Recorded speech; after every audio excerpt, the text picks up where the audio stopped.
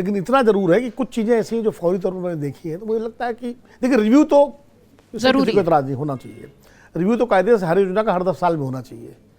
ये तो 2009 के बाद 2025 में हो रहा है, यानी 15 साल 16 साल में रिव्यू हो रहा है। 10 साल में रिव्यू होना चाहिए और रिव्यू के जरिए फिर जो कमियां हों उनको दूर करना चाहिए, इसमें कोई दो राय नहीं। और इसीलिए मैं कहता हूँ सरकार ने अगर रिव्यू किया है तो, और सरकार तो 2014 में जब आई थी तभी मनरेगा को लेकर उसके मन में तमाम सवाल थे। और याद करिए मोदी जी का भाषण जो पार्लियामेंट में दिया था कि मनरेगा तो आपकी विफलताओं का स्मारक है, लेकिन हम इस स्मारक को चलाते रहेंगे। उसका बजट भी कम किया गया उसका और हल्ला गुल्ला मचता रहा, लेकिन वो योजना चलती रही। और कोविड के समय उस योजना ने बहुत मदद की। पूरी आपकी सारे जो पलायन करके मजदूर गाँव में गए थे उनको मनरेगा से ही रोजगार मिला था। तो और रूरल सेक्टर में पैसा भी गया मनरेगा के जरिए। भ्रष्टाचार हुआ होगा, भ्रष्टाचार तो एक योजना बता दे सरकार की कोई जिसमें भ्रष्टाचार ना हो। आज ही इंडियन एक्सप्रेस में फ्रंट पेज पे स्टोरी है जो स्किल डेवलपमेंट है, उसमें कैसे फर्जीवाड़ा हुआ है पूरा, जो है दूसरों को फोटो लगा करके और एक ही जो जगह स्किल सेंटर खोले गए हैं, पूरा सीएडी की रिपोर्ट है वो तो सीएडी। तो अब स्किल योजना को बंद कर देंगे क्या आप?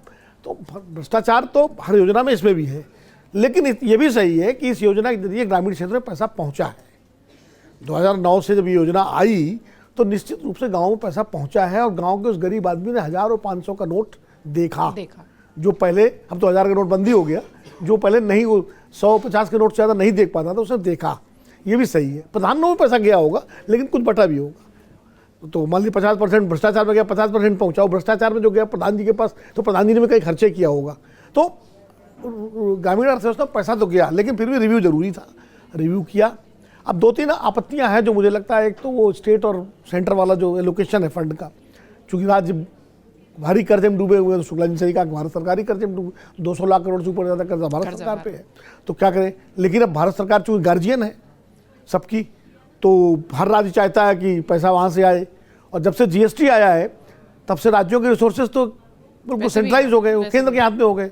सारा पैसा जीएसटी के थ्रू केंद्र के पास आता है, फिर केंद्र उसमें आवंटन देता है। उसमें कई राज्यों की शिकायत रहती है, खासकर विपक्ष शासित राज्यों की, कि हमारा पैसा नहीं मिल रहा है, हमको समय पर नहीं मिलता या कम मिलता है, तो वो शिकायतें हैं। तो इसलिए इस योजना को लेके इसके कार्यान्वयन में दिक्कत आएगी। दिक्कत ये आएगी कि 40% जो पैसा राज्य सरकारों को देना है उसमें कई राज्य सरकार अपनी असमर्थता जताएंगे और ये योजना कहीं ना कहीं कमज़ोर पड़ेगी, धरातल पर कमज़ोर पड़ेगी। तब उसका असर उन ग्रामीणों पर, मजदूरों पर होगा जो इससे लाभान्वित होते थे। तब विपक्ष इस मुद्दे को उठा पाएगा अगर ऐसा होता है तो।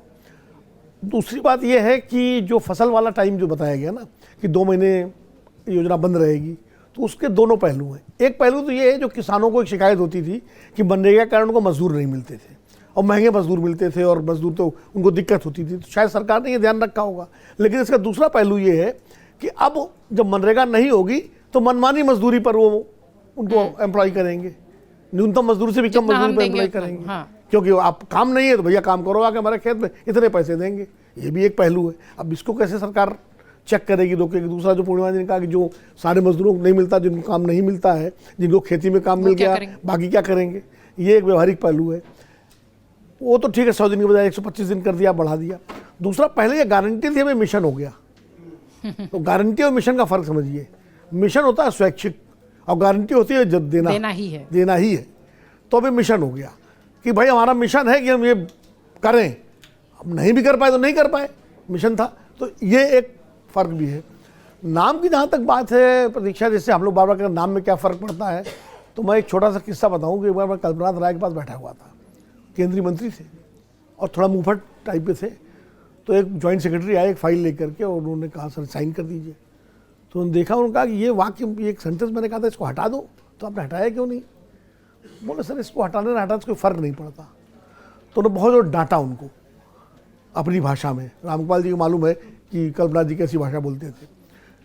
कहा कि जब फ़र्क नहीं पड़ता तो हटा दो, मेरे कहने से ही हटा दो है, और फ़र्क पड़ता है तो इसलिए हटा दो क्योंकि फ़र्क पड़ता है, इसलिए मैंने कहा था। तो ये मैं कह रहा हूँ कि जब नाम बदलने से फ़र्क नहीं पड़ता तो नाम क्यों बदला आपने भाई? चलने देते, बाकी संशोधन कर देते। मतलब अभी जैसे राकेश जी ने कहा महात्मा गांधी नाम पर एक ही योजना थी, उससे भी नाम हटा दिया। अरे कम से कम चलो एक योजना तो थी गांधी जी के नाम पर, और गांधी जी चूंकि उन्होंने कहा था कि कोई भी फैसला करने से पहले उस अंतिम व्यक्ति की आंखों में देखो कि उसकी आंखों में चमक आएगी, तो ये अंतिम व्यक्ति की योजना थी।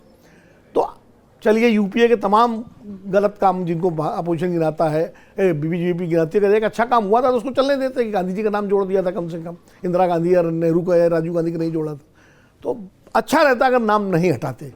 राम जी को आप जा रहे हैं, राम जी तो कोई लौकिक पुरुष तो है नहीं, वो तो अलौकिक है, तो राम को इन योजनाओं में जोड़ लाने की क्या जरूरत है?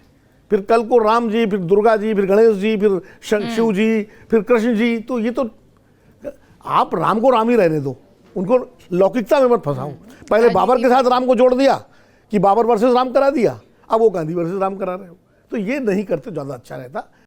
अगर आप ये वीडियो YouTube पर देख रहे हैं तो हमारे चैनल को सब्सक्राइब कर बेल आइकन दबाएं और Facebook पर देख रहे हैं तो हमारे पेज को लाइक करें।